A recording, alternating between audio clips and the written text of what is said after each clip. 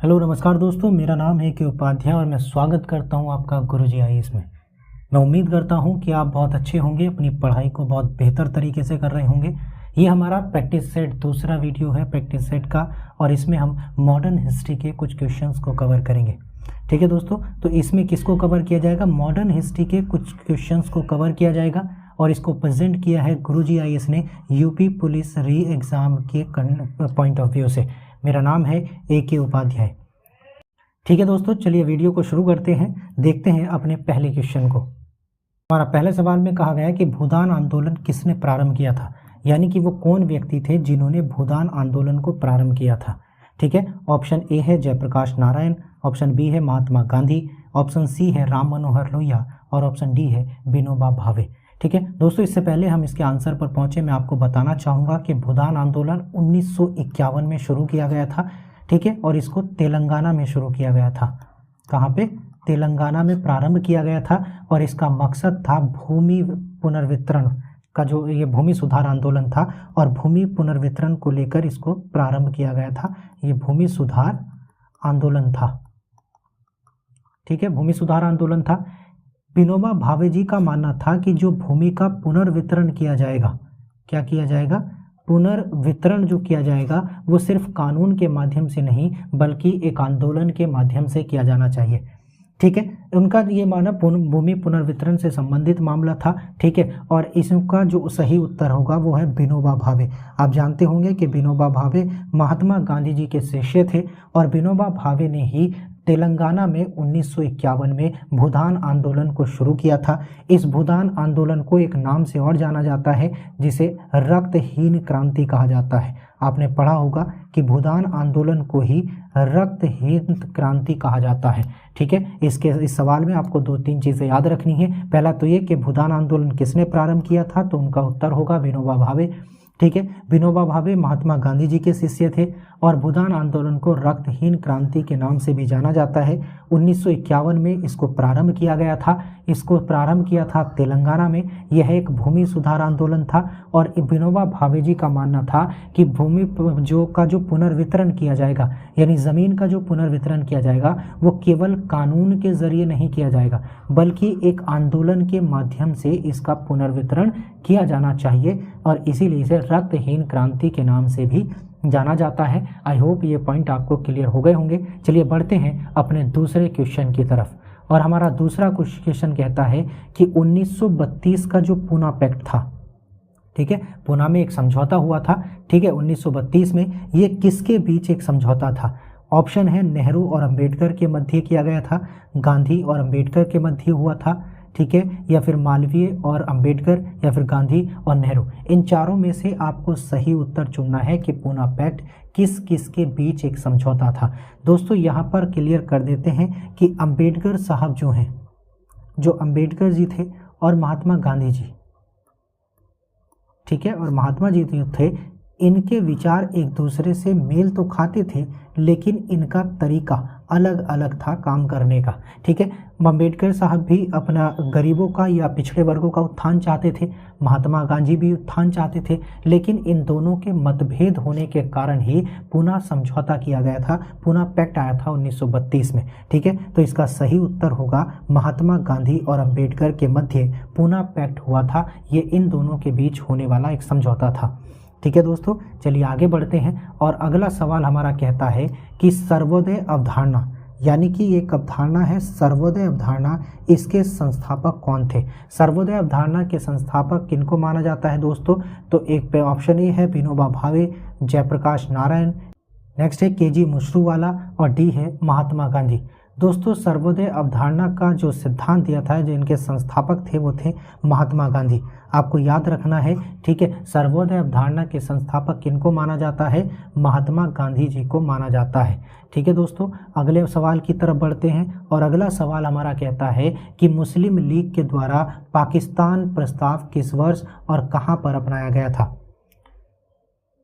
ठीक है दोस्तों, ठीक है, आपको पता होगा मुस्लिम लीग और ये जो इंडियन नेशनल कांग्रेस थी ये बड़ी पार्टीज थी, ठीक है, और बड़ी पार्टीज पूरे भारत में ये क्या कर रही थी, अपने अपने प्रभाव जमाने की कोशिश कर रही थी और लगातार मुस्लिम लीग पाकिस्तान की मांग कर रही थी, ठीक है। तो इसने यानी कि मुस्लिम लीग ने पाकिस्तान के प्रस्ताव को लेकर आई थी। ये किस वर्ष में प्रस्ताव को आया था और अपनाया गया था और कहाँ पर इसको अपनाया गया था? इसमें सवाल है कि हमें ये तो पता है कि पाकिस्तान की मांग कौन कर रहा था, मुस्लिम लीग कर रही थी, ठीक है। मुस्लिम लीग जब पाकिस्तान की मांग कर रही थी तो उसने एक प्रस्ताव को स्वीकार किया था, कहाँ पे और किस वर्ष में अपनाया था? ऑप्शन ए है 1940 लाहौर में, ऑप्शन बी है 1940 ढाका, ऑप्शन सी 1929 लाहौर में, या डी 1930 इलाहाबाद में। ठीक है दोस्तों, आपको इसका उत्तर देना है। तो मैं आपको बता दूं कि 1940 में लाहौर में इस पाकिस्तान के प्रस्ताव को स्वीकार किया गया था, अपनाया गया था, ठीक है। तो जगह का नाम आपको याद रखना है, लाहौर है, और वर्ष है 1940, ठीक है दोस्तों। तो ये आपको याद रखना है कि मुस्लिम लीग के द्वारा पाकिस्तान के प्रस्ताव को 1940 में स्वीकार किया गया था और कहाँ पर अपनाया गया था, लाहौर में अपनाया गया था, ठीक है। आपको किसी भी प्रकार का सवाल आए तो आपको 1940 लाहौर याद रखना है। मुस्लिम लीग ने इसी वर्ष पर और इसी स्थान पर पाकिस्तान के प्रस्ताव को स्वीकार किया था, अपनाया था, ठीक है दोस्तों। हमारा अगला सवाल है, पांचवा सवाल, ब्रिटिश संसद द्वारा साइमन कमीशन भारत में किस स्थिति की समीक्षा करने के लिए लाया गया था? ठीक है, आपको पता होगा साइमन कमीशन आया था। आपको मैं बता दूं कि जब लगातार मांग चल रही थी भारत को स्वतंत्रता दिलाने की और संविधान सभा की, तो ये मांग बहुत पहले से, अगर मैं बात करूं तो 1894 से ये मांग चली हुई आ रही है कि भारत का शासन भारतीयों के लोगों के द्वारा चलाया जाना चाहिए, ठीक है। बाल गंगाधर तिलक ने 1894 के आसपास सबसे पहले इन्होंने क्या कहा था कि एक प्रस्ताव पेश किया था और उस प्रस्ताव में इन्होंने अनऑफिशियली मांग की थी कि भाई भारत का शासन भारत के लोगों के द्वारा चलाया जाए। उसके बाद बहुत सारी चीज़ें आई, उसके बाद गांधी जी ने भी कहा, गांधी जी ने कहने के बाद 1900 जब गांधी जी वापस लौटे दक्षिण अफ्रीका से, तो तब भी उन्होंने इसकी बात को स्वीकार किया था कि भाई भारत के लोगों का शासन भारतीयों द्वारा ही चलाया जाना चाहिए। तो 1909 का एक एक्ट आया था, आपको पता है, हमने कल के जो प्रैक्टिस सेट था उसमें हमने इस 1909 के अधिनियम को समझने की कोशिश की थी, इसको किस नाम से जाना जाता है, ठीक है। उसके बाद दोस्तों आपको पता होगा कि 1914 में 1914 से लेकर 1918 तक, कब तक, 1914 से लेकर 1918 तक फर्स्ट वर्ल्ड वॉर चलता है। कौन सी वर्ल्ड वॉर? प्रथम विश्व युद्ध चलता है। और प्रथम विश्व युद्ध के दौरान गांधी जी अंग्रेजों का सपोर्ट करते हैं कि उस युद्ध में, हम कहते हैं लोगों से कि भारतीयों को इस युद्ध में शामिल होना चाहिए, क्योंकि उस समय तक अंग्रेजों की प्रवृत्ति गांधी जी पूरी तरीके से समझ नहीं पाए थे, ठीक है। उनको, गांधी जी को ये कहा गया था कि अगर आप हमारी मदद करते हैं तो हम आपको स्वराज्य दे देंगे, यानी कि हम आपको शासन करने की अनुमति दे देंगे, ठीक है। इसमें गांधी जी ने सपोर्ट किया क्योंकि उनको पता था कि अंग्रेज जो है हमें स्वतंत्रता प्रदान कर देंगे, ठीक है। अगर मैं इस डेट की बात करूं कि प्रथम विश्व युद्ध जो हुआ था कौन कौन सी डेट को हुआ था, तो दोस्तों मैं आपको बता दूं कि इसकी तारीख थी 28 जुलाई 1914 से लेकर 11 नवंबर 1918 तक ये विश्व युद्ध चला था, ठीक है। ये विश्व युद्ध चला था और आप इसमें गांधी जी ने भारतीयों को लेकर अंग्रेजों का सपोर्ट किया था और ये कहा गया था कि हम आपके लिए कानून लेकर आएंगे, ठीक है, और कानून के बाद हम आपको क्या करेंगे, स्वराज्य दे देंगे, या फिर हम आपको क्या करेंगे कि आपको शासन करने की अनुमति देंगे, ठीक है। तो गांधी जी तैयार हो गए थे और गांधी जी तैयार होने के बाद उन्होंने इसमें उनको उनको सहायता किया था अंग्रेजों को, लेकिन उसके बाद गांधी जी के साथ और भारतीयों के साथ अंग्रेजों ने धोखा ही किया, ठीक है। 1918 के बाद जब प्रथम विश्व युद्ध समाप्त होता है तो 1919 के साल में ब्रिटिश गवर्नमेंट क्या करती है कि एक कानून लेकर आती है, 1919 का भारत शासन अधिनियम, ठीक है। भारत शासन अधिनियम जब लेकर आती है, इंडियन गवर्नमेंट एक्ट आता है, ठीक है, 1919 का इंडियन गवर्नमेंट एक्ट आता है। अब इस एक्ट के माध्यम से अंग्रेजों ने हमारे लिए कानून बनाए, हालांकि इसमें एक भी भारतीय को शामिल नहीं किया गया था, इसमें कोई भारतीय शामिल नहीं था। तो गांधी जी को ये लगा कि ये तो हमारे साथ धोखा है, कि हमें बात तो हुई थी स्वराज्य देने की, या फिर हमारे लिए बात तो हुई थी कि हम शासन करेंगे, हम अपने लिए कानून का निर्माण करेंगे, लेकिन हमारे लिए जो कानून बनाया गया है 1919 का भारत सरकार अधिनियम, हमारे नाम से तो आ गया है लेकिन हम तो इसमें शामिल ही नहीं हुए। आप हमारे लिए 1000, 2000 या इतनी कई हजार किलोमीटर दूर बैठकर भारत के लिए कानून का निर्माण कर रहे हो। आप हमारी समस्या हमसे तो पूछो कि हमारी समस्या क्या है, उसका समाधान किस प्रकार से किया जाएगा। तो गांधी जी ने 1919 के भारत शासन अधिनियम को मानने से मना कर दिया कि हम इसको लागू नहीं होने देंगे। अंग्रेजों ने एक चाल खेली, एक षड्यंत्र किया और कहा कि भाई देखो, ये हमारे द्वारा लाया गया आज तक का सबसे अच्छा कानून है। अंग्रेजों ने या हमने जो ये कानून बनाया, ब्रिटिश गवर्नमेंट ने जो कानून बनाया है, वो भारतीयों के लिए आज तक का आया सबसे बेहतर कानून है, इससे अच्छा कानून नहीं है। और हम आपको ये वादा करते हैं कि इस कानून को अभी तो आप लागू होने दीजिए। गांधी जी और इंडियन नेशनल कांग्रेस के जितने भी बड़े बड़े नेता थे या जितने भी लोग थे, स्वतंत्रता सेनानी थे, उनसे ये कहा गया कि इस कानून को आप फिलहाल लागू होने दीजिए। उसके बाद जब कुछ समय बीतेगा, यानी कि लगभग 10 वर्षों के बाद, हम इसके लिए क्या करेंगे, एक समिति का गठन करेंगे या एक कमीशन, एक आयोग का गठन करेंगे। और वो आयोग क्या होगा, इस आयोग का नाम होगा, नाम से मतलब काम होगा, 1919 के भारत शासन अधिनियम की नियुक्ति करना, मतलब क्या करना, उसकी समीक्षा करना। ठीक है। और भारत में द्वैध शासन प्रणाली के कार्यों का जो समीक्षा की जाएगी उसका ये काम करेगा। ठीक है, क्योंकि द्वैध शासन प्रणाली है भारत में। अगर हम आपको कानून या फिर हम ये कहें कि आपको शासन करने की अनुमति दे रहे हैं, तो द्वैध शासन व्यवस्था है, इसके कार्यों को क्या करेगी, समीक्षा करेगी। ये आयोग जाएगा, समीक्षा करेगा और इसमें भारतीयों को शामिल किया जाएगा। ठीक है। और इस कानून के तहत, यानी कि जो भी हमें समस्या नजर आएगी, हम इस कानून में बदलाव करेंगे और आप अपनी इच्छा से हमारे साथ बैठकर बदलाव करवा सकते हैं। गांधी जी ने कहा कि चलो ठीक है, इतने दिन झेल लिया, आपको 10 वर्ष की और बात है। लेकिन फिर भी अंग्रेज अपने काम से अपने मतलब निकालने में बाज नहीं आए। और इस 10 वर्षों से पहले 1927 में ही एक आयोग का गठन कर दिया, जिसे कहा गया साइमन आयोग। क्या कहा गया? साइमन आयोग। ठीक है। इस साइमन आयोग को एक नाम से और जाना जाता है, जिसे श्वेत कमीशन कहा जाता है या श्वेत आयोग। ठीक है, श्वेत आयोग। और श्वेत आयोग इसलिए कहा गया क्योंकि इसमें सभी के सभी गोरे थे, यानी अंग्रेज थे। ठीक है। और अंग्रेज, ऐसा माना जाता है, गोरे होते हैं कि गोरों का राज था भारत पर। ठीक है, तो श्वेत आयोग इसे कहा गया। जैसे ही श्वेत आयोग या साइमन कमीशन भारत पहुंचा, इसे काले झंडे दिखाए गए और साइमन गो बैक के नारे लगाए गए। दोस्तों, आपको पता होगा, आपने लाला लाजपत राय का नाम सुना होगा। पंजाब में वो इसका विरोध करते हुए लाठी के चार्ज की वजह से उनकी मृत्यु हो गई थी। ठीक है, वो यही था, साइमन कमीशन का विरोध करते हुए। ठीक है। ऑप्शन है समाज सुधार, द्वैध शासन प्रणाली का कार्य, अंग्रेजी शिक्षा की प्रगति और हिंदू मुस्लिम एकता। दोस्तों, मैं आपको इसका उत्तर हम पहले ही डिस्कस करते हुए बता चुके हैं। इसका सही उत्तर है द्वैध शासन प्रणाली का कार्य की समीक्षा करना। ठीक है। द्वैध शासन प्रणाली किस प्रकार से कार्य कर रही है, क्या वो सही है या नहीं है, या इसके माध्यम से कुछ बदलने की ज़रूरत है। ठीक है, तो ये सारी चीज़ें इस कानून के तहत, यानी साइमन कमीशन का क्या था, कार्य था, और इस साइमन कमीशन को भारत भेजा गया था। इसका सही उत्तर होगा बी, द्वैध शासन प्रणाली के कार्य की समीक्षा करना। ठीक है दोस्तों, चलिए बढ़ते हैं आगे अगले सवाल की तरफ। अगला सवाल कहता है कि 1907 में सूरत विभाजन, 1907 में जब सूरत का विभाजन किया गया, उसके बाद 1918 में, कब? 1918 में कांग्रेस ने दूसरा विभाजक किस मुद्दे पर हुआ? ठीक है, कांग्रेस में दूसरा विभाजक जो हुआ, यानी कि दूसरा विभाजन जो हुआ था, ठीक है, आपको पता होगा कि कांग्रेस का विभाजन भी हुआ था, है ना। 1907 में सूरत विभाजन के बाद 1918 में कांग्रेस में दूसरा विभाजन किस मुद्दे पर हुआ था? ठीक है, पहला ऑप्शन है मॉन्टेग्यू घोषणा। ठीक है, दूसरा है लखनऊ समझौता, तीसरा है श्रीमती एनी बेसेंट का कांग्रेस से विजय रूप में चुनाव लड़ना। ठीक है, या चुनाव का अध्यक्ष के रूप में चुनना। ठीक है, और ऑप्शन डी है ए और बी दोनों। ठीक है, तो इसका सही उत्तर है दोस्तों, मॉन्टेग्यू घोषणा के आधार पर इसका दूसरा विभाजन किया गया था। ठीक है दोस्तों, आप ऑप्शन याद रखेंगे कि मॉन्टेग्यू घोषणा के द्वारा 1918 में कांग्रेस में दूसरा विभाजन हुआ था।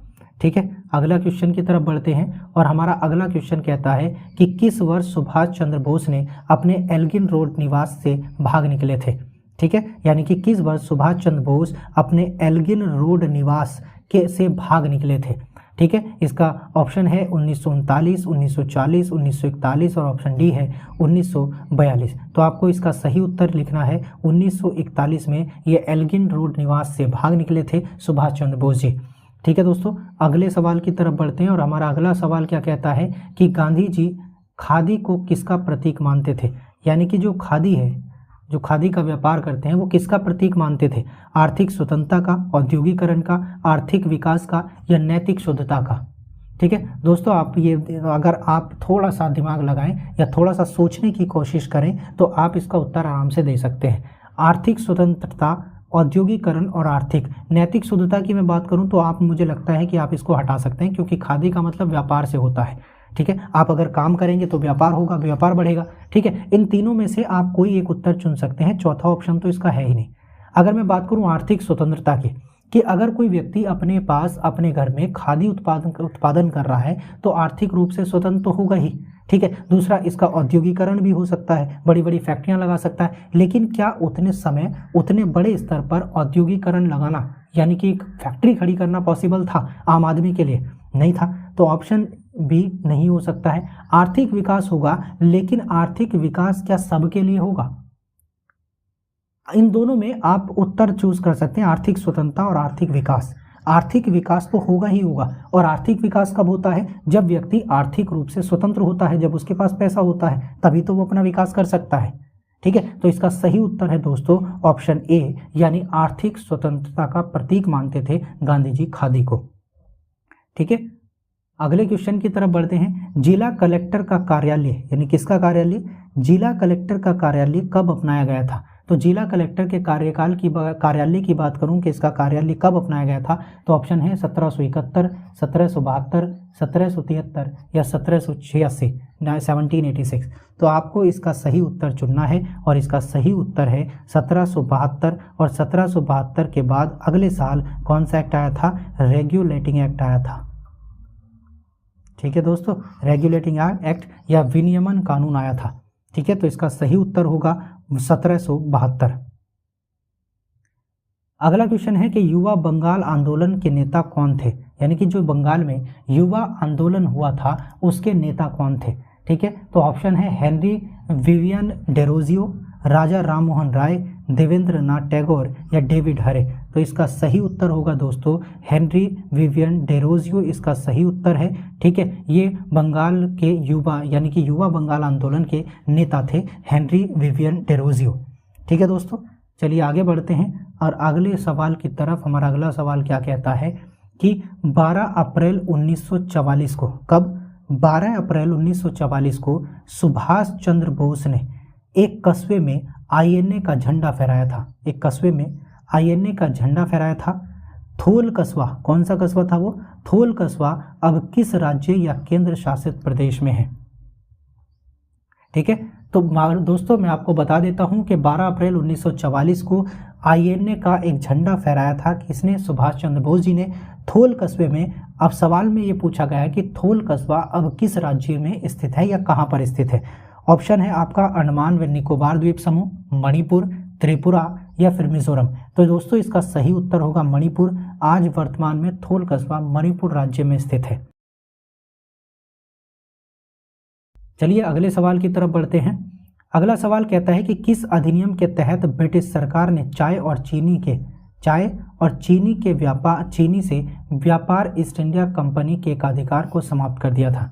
ठीक है, यानी कि सवाल में ये पूछा गया है कि जो ब्रिटिश सरकार थी उसने ईस्ट इंडिया कंपनी को चाय और चीनी का व्यापार करने का एकाधिकार दिया हुआ था, लेकिन किस अधिनियम के तहत ब्रिटिश सरकार ने चाय और चीनी से ईस्ट इंडिया कंपनी के एकाधिकार को समाप्त कर दिया?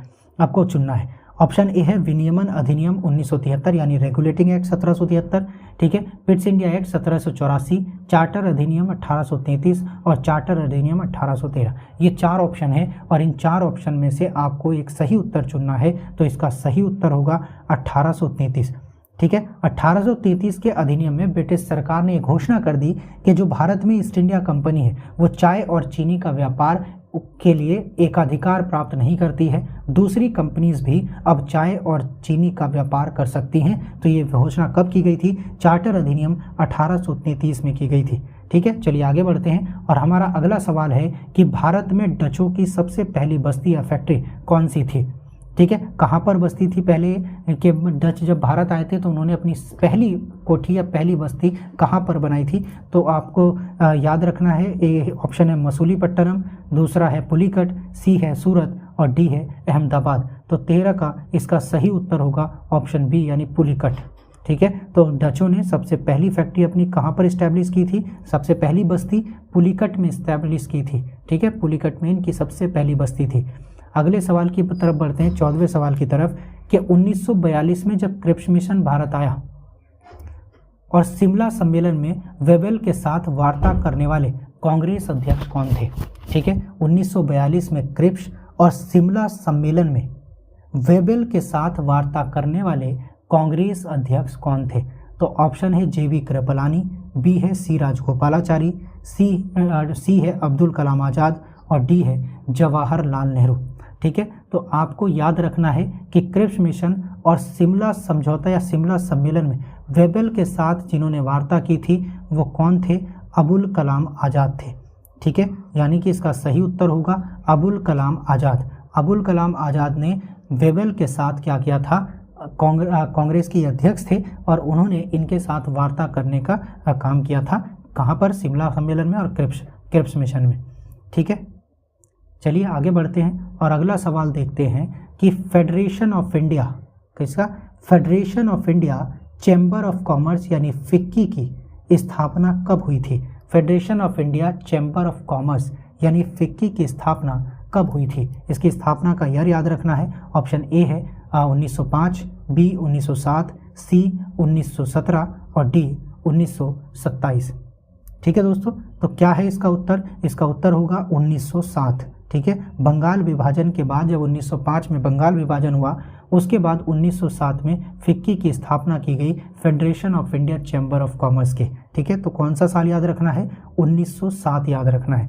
चलिए आगे बढ़ते हैं और अगला सवाल है बंगाल विभाजन की प्रभावी तिथि क्या थी। यानी कि 1905 में देखो भी हमें बंगाल विभाजन या बंग विभाजन की बात की थी कि उसके बाद 1907 में फिक्की की स्थापना हुई थी। तो बंगाल विभाजन की प्रभावी तिथि यानी किस तारीख को, यार तो हमें पता है 1905 को, लेकिन किस तारीख को बंगाल विभाजन किया गया था ये हमें याद रखना है। तो पहला ऑप्शन है 16 अक्टूबर 1905, बी है 22 जुलाई 1911, सी है 14 अगस्त 1905 और डी है 29 मार्च 1905। ठीक है, तो दोस्तों आपको याद रखना है वो डेट थी 16 अक्टूबर 1905। 16 अक्टूबर 1905 को बंगाल का विभाजन किया गया था। ठीक है, 1905 हम साल तो याद रखते हैं लेकिन हमें तारीख भी याद रखनी है, 16 अक्टूबर 1905। ठीक है दोस्तों, चलिए बढ़ते हैं अगले सवाल की तरफ। मैं उम्मीद करता हूँ दोस्तों कि वीडियो आपको पसंद आ रही होगी। जल्दी से जल्दी कमेंट करते रहें, कोई डाउट हो किसी भी प्रकार का, वीडियो आपको हेल्पफुल लग रही है तो ज़रूर अपने दोस्तों को शेयर करें, अपने सहपाठियों को शेयर करें ताकि उनकी तैयारी भी बेहतर हो सके। 17 सवाल कहता है कि निष्क्रिय प्रतिरोध के सिद्धांत, निष्क्रिय प्रतिरोध के सिद्धांत यानी कि डॉक्ट्रिन ऑफ पैसिव रेसिस्टेंस के प्रथम प्रवर्तक कौन थे।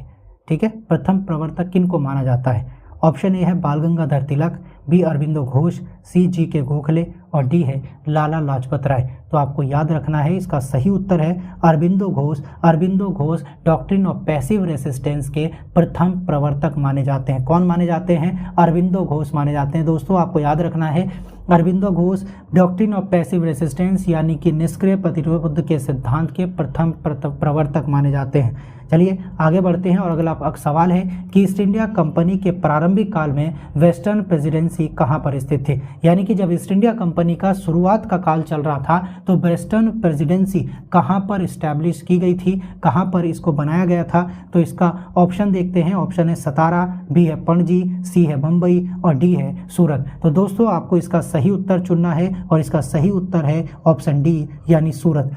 सूरत में ईस्ट इंडिया कंपनी के प्रारंभिक काल में वेस्टर्न प्रेसिडेंसी स्थित थी। ठीक है, आपको याद रखना है सूरत। अगला क्वेश्चन हमारा क्या कहता है दोस्तों कि अमृत बाजार पत्रिका, कौन सी अमृत बाजार पत्रिका की स्थापना किसने की थी? कौन थे वो संस्थापक जिन्होंने अमृत बाजार पत्रिका की स्थापना की थी? दोस्तों आपको इसका उत्तर मुझे कमेंट बॉक्स में लिखना है। मैं चाहूँगा कि आपको पता होगा, उम्मीद करता हूँ। ठीक है, आपको इसका उत्तर जानने से पहले कमेंट कर दें कि आपको पता है या नहीं पता है, ताकि मैं देख सकूँ कि आपकी तैयारी किस स्तर पर चल रही है। आपका ऑप्शन ए है शिशिर कुमार घोष, ऑप्शन बी है कृष्ण कुमार मित्रा, ऑप्शन सी है बरिंद्र घोष और ऑप्शन डी है सुरेंद्र नाथ बनर्जी। तो दोस्तों इसका उत्तर है शिशिर कुमार घोष। अगर आपने कमेंट बॉक्स में इसका उत्तर दिया है और जिनका सही है उन दोस्तों उनको बहुत बहुत बधाई, और जिनका सही उत्तर नहीं है उनके लिए भी बहुत बहुत बधाई, क्योंकि आज से वो अपने पढ़ाई को और बेहतर तरीके से करने की कोशिश करेंगे। तो इसका सही उत्तर है कौन सा? शिशिर कुमार घोष। तो चलिए दोस्तों इसका उत्तर हमें मिल गया। अब बढ़ते हैं अगले सवाल की तरफ। हमारा अगला सवाल है धर्म से रहित कोई राजनीति नहीं होती। किससे रहित? यानी धर्म से रहित कोई राजनीति नहीं होती, ये कथन किसने कहा है? ऑप्शन है जवाहरलाल नेहरू, गांधी जी, जयप्रकाश नारायण और विनोबा भावे। ठीक है दोस्तों, तो धर्म के बिना कोई राजनीति नहीं होती, क्या ऐसा आप मानते हैं या नहीं मानते हैं? तो आप अपने कमेंट, जो भी आपका तर्क हो, आप मुझे कमेंट ज़रूर करें, ताकि मैं देख सकूं कि आपका जो पॉइंट ऑफ व्यू है धर्म को लेकर या राजनीति को लेकर वो क्या है। ठीक है, तो इसका सही उत्तर होगा गांधी जी। गांधी जी ने कहा था कि धर्म से रहित कोई राजनीति नहीं होती। ठीक है दोस्तों, चलिए आगे बढ़ते हैं और देखते हैं अपना अगला सवाल। दोस्तों शेर पंजाब के नाम से किसे जाना जाता है? आप जानते होंगे कि भाई शेर पंजाब की उपाधि किसको दी गई थी। ठीक है, शेर पंजाब के नाम से किसको जाना जाता है? ऑप्शन है लाला लाजपत राय, बी है लाला हरदयाल, सी है भगत सिंह और डी है अजीत सिंह। तो इसका सही उत्तर होगा दोस्तों लाला लाजपत राय। लाला लाजपत राय शेर पंजाब के नाम से जाने जाते थे, और पंजाब में ही आपको पता है कि साइमन आयोग के विरोध में बहुत जोर की अंदरूनी चोट आई थी, जिसकी वजह से इनकी मृत्यु हो गई थी कुछ समय के बाद। तो इन्हें शेर पंजाब के नाम से जाना जाता था। हमारा अगला सवाल है बारडोली सत्याग्रह। कौन सा सत्याग्रह? बारडोली सत्याग्रह किससे संबंधित था, यानी ये कौन व्यक्ति थे जिन्होंने इसको शुरू किया था या जिससे ये संबंधित था? तो ऑप्शन है राजेंद्र प्रसाद, जमनालाल बजाज, आचार्य विनोबा भावे या सरदार वल्लभ भाई पटेल। तो इसका सही उत्तर आपको चुनना है, और इसका सही उत्तर है दोस्तों सरदार वल्लभ भाई पटेल। यानी कि जो बारडोली सत्याग्रह था वो सत्याग्रह सरदार वल्लभ भाई पटेल से संबंधित था। दोस्तों आपसे ये भी पूछा जाता है कि प्रथम सत्याग्रह किसने शुरू किया था, कौन शब्द को लेकर आया था? तो गांधी जी से संबंध है सत्याग्रह का दोस्तों, उन्होंने ही इसकी शुरुआत की थी, आपको याद रखना है। ठीक है, हमारा अगला सवाल है कि भारत छोड़ो आंदोलन के समय भारत में वायसराय कौन था? ठीक है, क्योंकि भाई भारत छोड़ो आंदोलन चल रहा है, ठीक है, क्विट इंडिया मूवमेंट, और क्विट इंडिया मूवमेंट है तो उस समय भारत में कोई तो वायसराय होगा, क्योंकि अंग्रेज तो गए नहीं थे। ठीक है, तो आपका ऑप्शन है लॉर्ड माउंटबेटन, लॉर्ड वेवेल, ठीक है, लॉर्ड इरविन और लॉर्ड लिथगो। आप में से इन चारों में से आपको उत्तर चूज करना है कि उस समय कौन वायसराय थे जब भारत छोड़ो आंदोलन चल रहा था। तो इसका सही उत्तर है दोस्तों ऑप्शन डी, लॉर्ड लिथगो इसके सही उत्तर हैं। और यही व्यक्ति कौन थे? वायसराय थे उस समय। किस समय? जब भारत में भारत छोड़ो आंदोलन चल रहा था। ठीक है, चलिए आगे बढ़ते हैं और अगले सवाल को देखते हैं कि कलकत्ता, बम्बई और मद्रास में उच्च न्यायालय स्थापित किए गए थे, कब किए गए थे? हमें ये तो पता है कि 1773 के बाद जब रेगुलेटिंग एक्ट आया था 1773 में, उसके बाद एक इस्टेब्लिश होने की बात की गई थी कि भाई हम क्या करेंगे, एक संघीय न्यायालय को इस्टेब्लिश करेंगे। ठीक है, कलकत्ता में इसको इस्टेब्लिश किया गया था। तो कलकत्ता, बम्बई और मद्रास में एक उच्च न्यायालय की स्थापना की गई थी। कब की गई थी? 1861 में, 1862 में, 1919 में या 1935 में। ठीक है, तो दोस्तों इसका सही उत्तर होगा 1861। 1861 में ही क्या किया गया था? उच्च न्यायालय की स्थापना की गई थी कलकत्ता, बम्बई और मद्रास में। ठीक है दोस्तों, इसका उत्तर हमने देखा क्या है, 1861। चलिए आज का अगला सवाल और लास्ट सवाल आज के वीडियो का कि 1881 का प्रथम कारखाना अधिनियम, कब? प्रथम कारखाना अधिनियम किसके द्वारा पारित किया गया था? 1881 में एक प्रथम कारखाना अधिनियम आया था, और उस अधिनियम को किसके द्वारा पारित किया गया था? तो इसका ऑप्शन है Lord Ripon, Lord Cornwallis, Lord Wellesley और लॉर्ड कर्जन। तो दोस्तों इसका सही उत्तर है लॉर्ड रिपन। लॉर्ड रिपन वो व्यक्ति थे जिन्होंने प्रथम कारखाना अधिनियम को 1881 में पारित किया था। ठीक है दोस्तों, ये हमारा आज का वीडियो था। यह वीडियो ठीक है, आपको इसी तरीके की रोज़ वीडियोस मिलती रहेंगी। आज से यानी कल से जो हमारा वीडियोस आएगा नेक्स्ट क्लास से, वो उसमें जीएस के कंबाइंड क्वेश्चंस होंगे, मिक्सअप क्वेश्चन होंगे, किसी एक पर्टिकुलर सब्जेक्ट को लेकर नहीं होंगे। उसमें आपको करंट बेस्ड क्वेश्चन भी मिलेंगे, उसमें आपको हिस्ट्री, पॉलिटी, ज्योग्राफी के क्वेश्चंस भी मिलेंगे और उसमें आपको इकोनॉमी के क्वेश्चंस भी मिलेंगे।